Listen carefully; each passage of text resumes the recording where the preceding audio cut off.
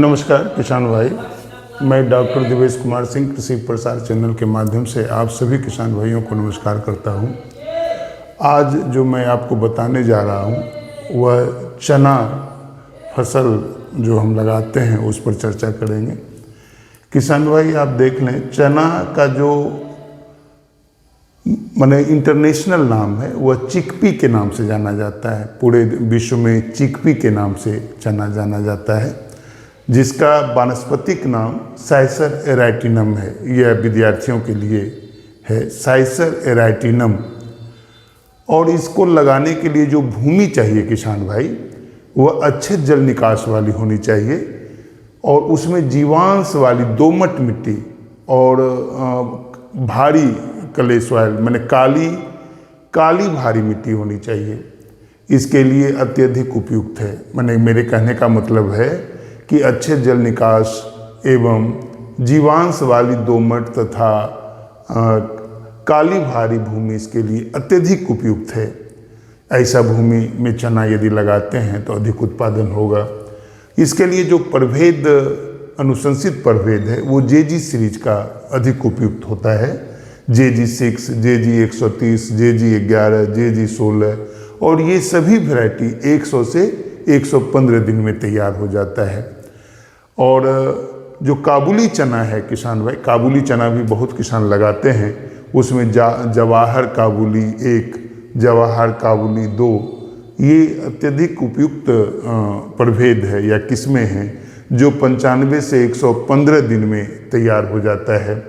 और इसकी उत्पादन जो है, ये चाहे वो छोटी चना हो या काबुली चना हो, वो सभी 15 से 22 क्विंटल प्रति हेक्टेयर में वेरी करता है। काबुली चना थोड़ा सा उत्पादन कम होता है और जो छोटी चना है उसका उत्पादन अधिक होता है। और इसका बुआई का समय 15 अक्टूबर से 15 नवंबर, यदि आप 20 नवंबर तक भी लगाते हैं तो उपयुक्त ही माना जाएगा। तो आप अभी जो चना नहीं लगाए हैं वो किसान भाई 15 अक्टूबर तक निश्चित रूप से 20 अक्टूबर तक लगा दें। और इसके लिए जो बीज की मात्रा है, छोटे दाने वाला जो चना आप लेंगे वह 50 से 60 केजी प्रति हेक्टेयर इसमें लगता है।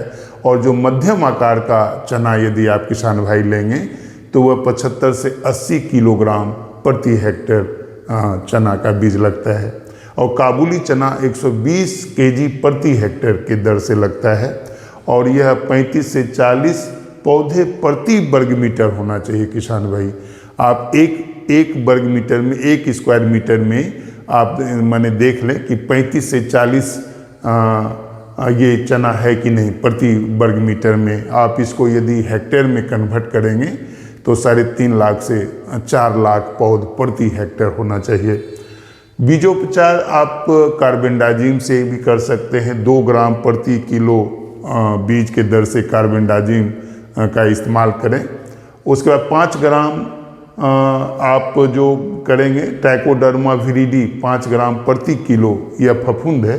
ट्राइको बीज को 5 ग्राम 1 किलो बीज में 5 ग्राम प्रति किलो ट्राइकोडर्मा का इस्तेमाल करेंगे। तत्पश्चात चूँकि दलहन की खेती करना है तो इसके लिए 5 ग्राम जो चने का राइजोबियम होता है, चने का राइजोबियम या फिर 5 ग्राम PSB, ये दोनों माने राइजोबियम और PSB मिलाकर आप इसको उपचारित करें प्रति किलो बीज के दर से, उसके बाद लगाएं।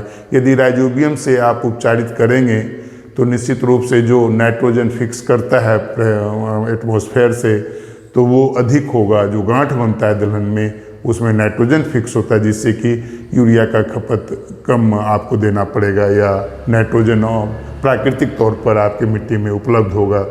और खाद एवं उर्वरक जो हम इस्तेमाल करते हैं किसान भाई, इसके लिए 5 टन प्रति हेक्टेयर सड़ा हुआ गोबर आप दें इसमें। उसके बाद इसके साथ 20 किलो नाइट्रोजन, 60 किलो फास्फोरस और 20 किलो पोटास प्रति हेक्टेयर के दर से चाहिए।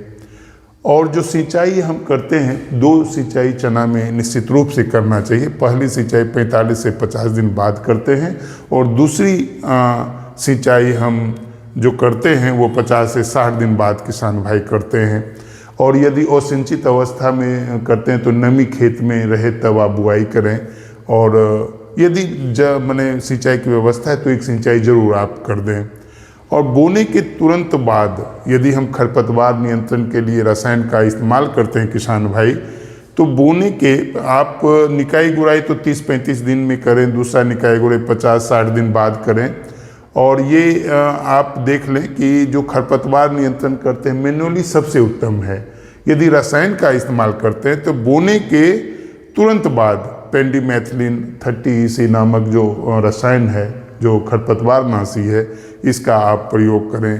कीट प्रबंधन या फिर व्याधि प्रबंधन आप जरूर करें। इसके लिए चना में जो बीज लगता है उकठा रोग, जो फ्यूजेरियम विल्ट के नाम से जाना जाता है, फ्यूजेरियम ऑक्सीस्पोरम फफूंद है जो काउज करता है, वो उकठा रोग करता है, जिसको हम या रोगरोधी किस्में लगाएं या फिर क्रॉप रोटेशन करने, गर्मी में गहरी जुताई करके खेत को जो छोड़ें, ये उकठा रोग का है। या फिर यदि बार बार दलहन ले रहे हैं उसमें उस रोग लग रहा है तो उसको आप ना लें। कीट में और इसको नियंत्रण करने के लिए बेविस्टिन का बीज उपचार जरूरी है। बेविस्टिन का उपचार स्प्रे जरूरी है।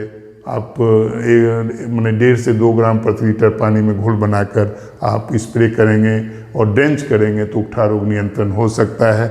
उकठा रोग नियंत्रण के लिए ट्राइकोडर्मा विरिडी का जो आपने बीज उपचार किया है या फिर गोबर में मल्टीप्लाई करके अपने मिट्टी में देंगे तो उकठा रोग नियंत्रण हो पाएगा। और कीट जो इसमें लगता है, पॉड बोरर नामक कीट इसमें लगता है, जो पॉड में आता है और वो खा के नष्ट करता है।